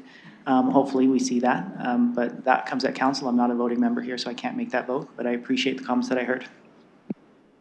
Thank you. Councillor Trasso. Yes, so through the chair, I'll be very brief. I agree with the mayor, Councillor Stevenson, Councillor Frank, Councillor Ferreira. I do want to add a few things, though.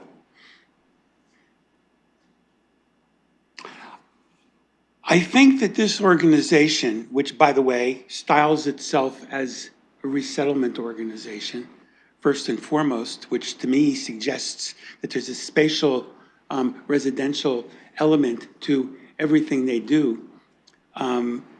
And furthermore, I think given everything that this city has been through, in terms of the discussions that we've had about how under a housing first approach, we are not just looking at the tenancy of a tenant in their unit, but we're looking at the broad variety of services that they receive, for which they need in order to properly enjoy and be successful in their housing occupation. We do this all of the time.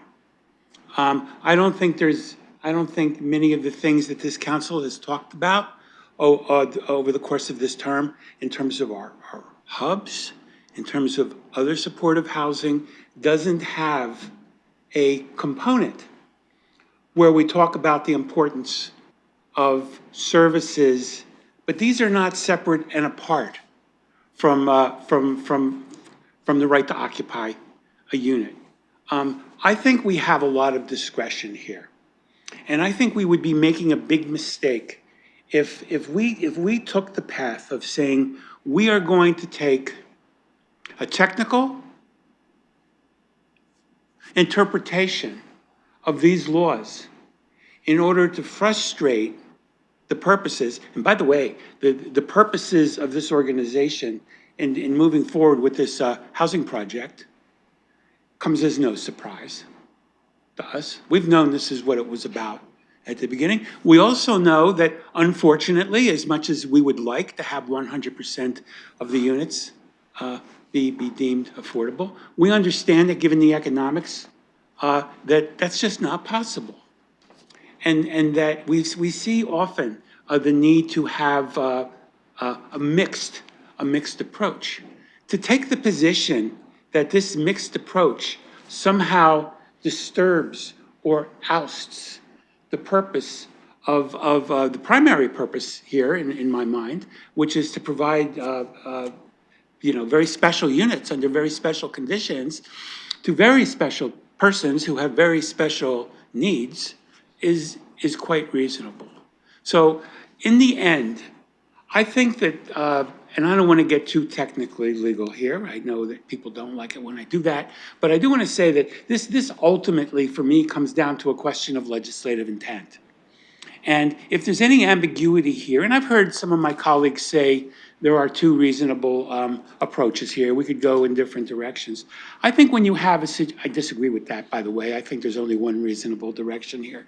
We can go, but I'm not going to argue that. Whenever you have an honest, fundamental difference of opinion about what a piece of legislation means, and it's not specifically laid out in the governing legislation, which I think is the case here, or very reasonably could be the case here, you then resort to what are known as rules of construction, rules of statutory construction, and the need to look at legislative intent. And looking at the legislative intent is what's modernly characterized by courts as a purposeful approach to legislative interpretation, not a doctrinaire or technical approach. If we are going to engage in a purposeful approach to the legislative interpretation here, we have the opportunity, I would argue we have the obligation, given the reliance that this organization has placed. 30 seconds. How much? 30 seconds. Okay, so I think we have the obligation, based on the reliance that this organization has placed on this, for us to exercise a broad, purposeful approach to legislative interpretation, and accordingly, I would make the determination that the appeal is well-founded and it should be granted. And I'll reserve my comments on the text of that motion for a later motion. So that's what I have to say. Thank you. Do I have any other speakers on this item?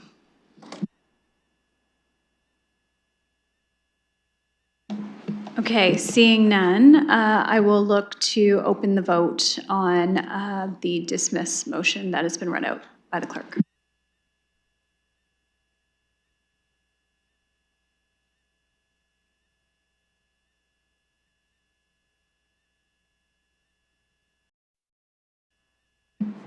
Councillor Van Meerbergen?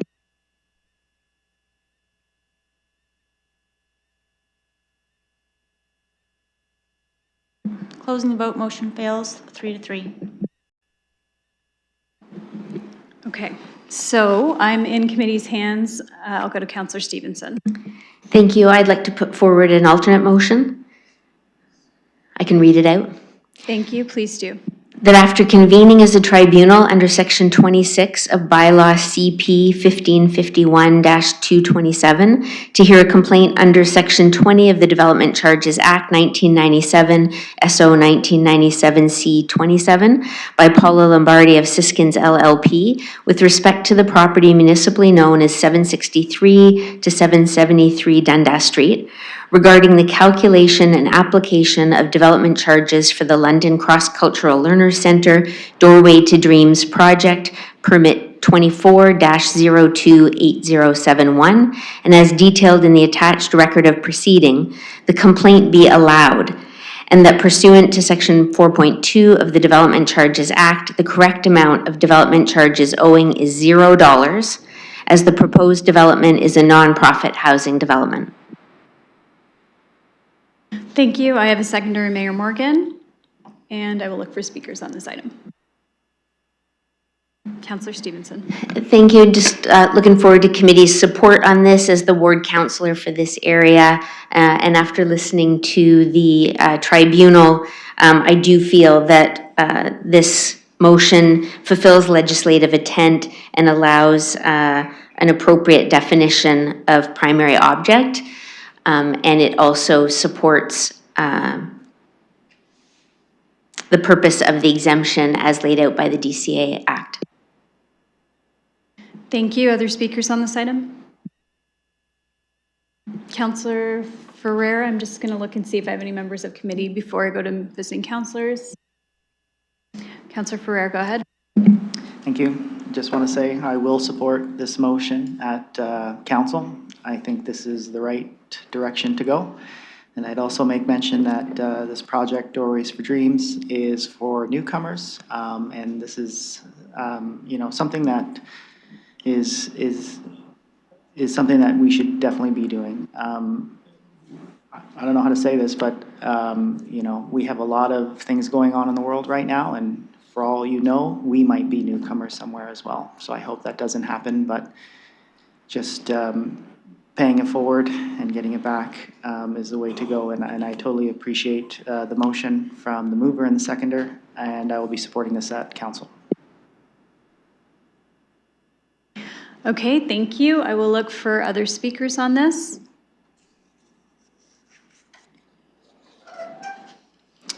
I will hand the chair over to Councillor McAllister so I may speak on this item. Okay, just one moment, just let me get my timer set up here. Okay, go ahead, Councillor Rowan, and I have the chair. Thank you, and through you, I just wanted to speak to the recommendation that's on the floor at this time. So I do appreciate the information that's been prepared both by staff and by Siskins, and the presentation of the documentation provided at the tribunal, as well as communication provided by CCLC. While I understand the purpose of staff's determination, I do understand why, and from hearing the submissions today, I can understand why my colleagues and others may perceive this differently in terms of the determination of the ongoing use and the future consideration of this development. One of the things that I'm challenged with in looking at this item is current submissions that are provided and the interpretation by our staff on those being for the purpose of other things other than just housing. I would say that that doesn't in any way undervalue the work that CCLC does. It's just a difference of opinion on what that work is. For me, what I think can sway me, what is making me think that I can support this in moving this to supporting what's on the floor, is that I think that the purpose as this is constructed changes, and that the organization then has more of a footing in substantial housing in the area. And I think that's the argument to be made.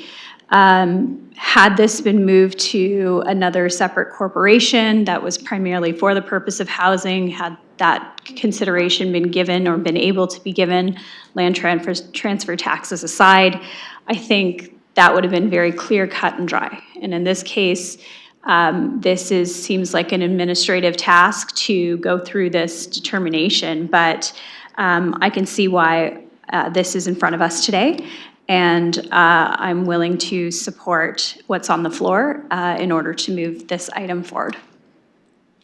And I will go back to the chair. Thank you, and I return the chair to you. And I would like to be on the speakers next. Thank you. Thank you for returning the chair. I'll go to Councilor McAllister. Thank you. And through the chair, similar vein as Councilor Rahman, when I was reviewing this, I spent some time looking at both sides. Similar to staff, I looked at CACLC, what they've done in the past. For me, this was kind of a chicken and an egg situation. I think if I had seen in terms of housing as the primary goal, I think there, again, a difference of opinion in terms of settlement services and what that entails. I view housing maybe more on permanency side. I think with settlement services, a lot of it's more on a more temporary basis. So I think we're just on a bit of a difference of opinion in terms of what that entails. I would say, again, similar to Councilor Rahman, support this just because I don't want to be at an impasse, especially with this. We do need to make a decision as a tribunal. But I will say, in terms of the precedent this sets, I do think, obviously, we want more housing to be built, but I do think this is a lesson in terms of what we've discussed today.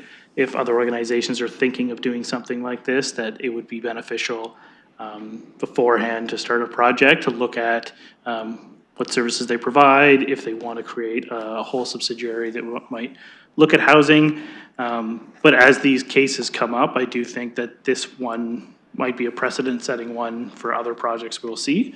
If other complainants come forward, we'd still have to weigh those considerations, but I do think this is something in the future that could potentially come up and cause some other issues that we hadn't necessarily anticipated. But at the end of the day, we do want housing built. I agreed with staff interpretation in terms of applying it to the 75 units.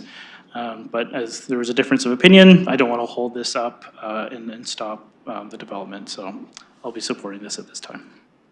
Thank you. I'll go to Councilor Frank.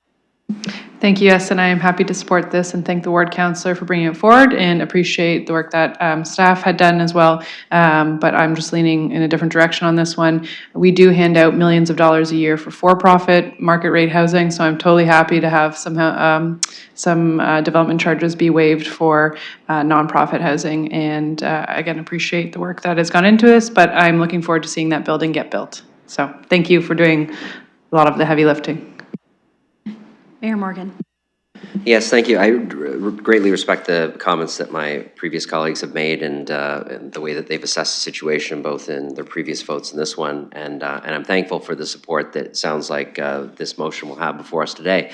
I want to say to a couple of comments made, I really don't think we're setting too much of a precedent here. The complexity and thorough details that were given as part of this tribunal made a very, very clear and strong case that the primary object of the organization really is housing. And I think that any other group that would be coming forward would have to meet that same level of burden. Now, I would say the easier path forward is two other ways. One is, in the future, for anybody thinking about getting into this work, create a subcorporation first before you get too far down the path, and identify the primary object very clearly so that there is very little to dispute.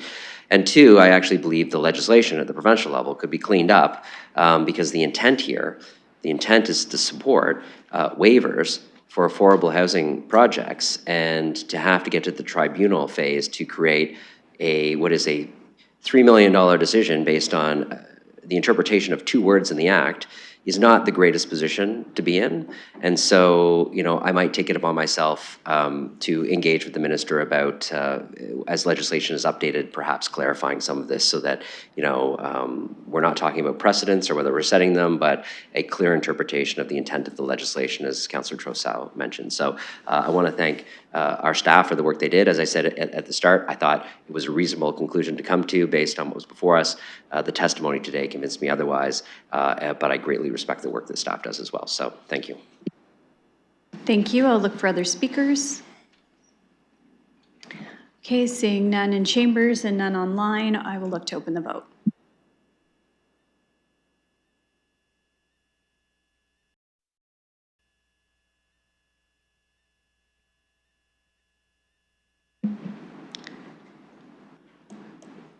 Closing the vote, motion carries 6-0.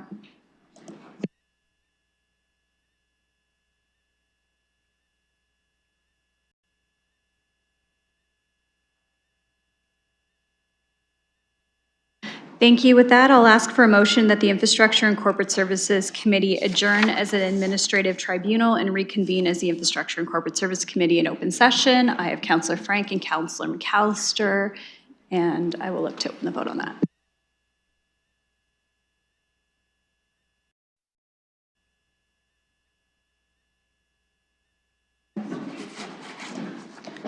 Closing the vote, motion carries 6-0.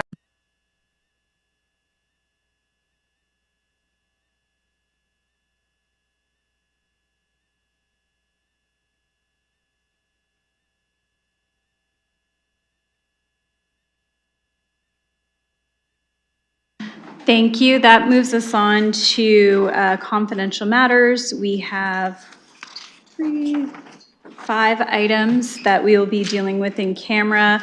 Excuse me, Madam Chair. Sorry, you had an item for direction and I almost missed it. Yeah, number 5. Thank you. I think Sorry you about that. Yes. Skipped over it. Thank you. Yes, you had a deferred matters or additional business item. I will go to Councillor Van Meerbergen. Go ahead. Thank you, Chair. It has to do with the apparent road salt shortage. And I'd like to ask Ms. Scher if indeed there is an Ontario-wide shortage of road salt, are the roads in London being affected in a negative way in the sense that we're not able to salt properly? Ms. Scher. Oh, sorry, one moment, please. I have to deal with the doors being shut. One moment.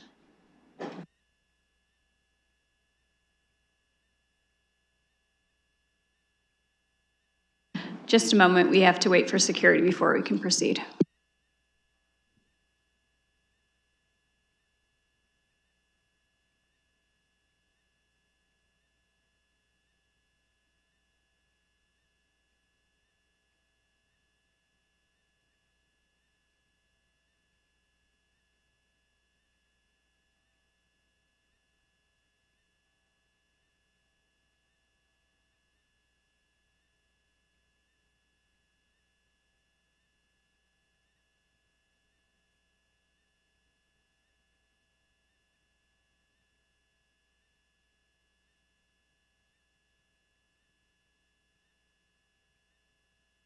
Thank you. Sorry, Councillor.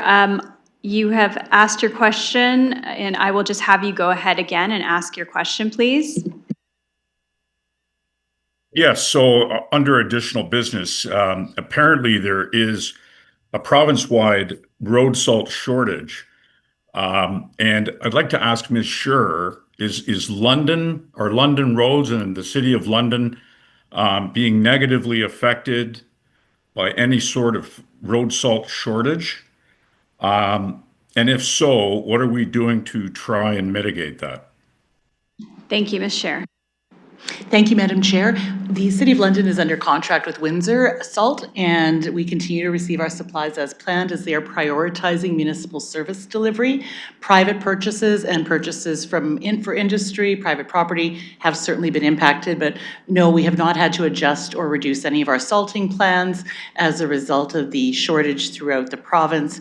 We continue to work with our supplier to ensure that we're receiving the salt we need, stockpiling it for events. I am happy to say, though, that we do have some less operationally challenging weather in the forecast, and that is probably good news, not just for Londoners, but for the whole southwest part of the province. Thank you. So if I could follow up, Chair. Yes, go ahead. According to Ms. Scher, we are in good shape for the remainder of the ice and winter season. Ms. Scher? Thank you, Madam Chair. We have a contract that requires delivery from Windsor Salt. I cannot predict what will happen weather-wise in terms of total demand and supply, but we are managing well at this time. We are meeting our service standards, and we'll continue to work with them to ensure that we are replenishing our stockpiles for the rest of the winter. Okay, thank you, Chair. Thank you. Any other items under deferred matters or additional business? Okay, seeing none, we will go to confidential. We have 5 items, and of those items, all are included on the regular agenda, an added agenda under 6.1 through 6.5, and they deal with land acquisition and solicitor-client privilege advice, positions, plans, procedures, criteria, or instruction to be applied to any negotiation. I'm looking for a mover and seconder. Councillor Frank. Yes, to go. Councillor Frank and Councillor Stevenson, and I will look to open the vote.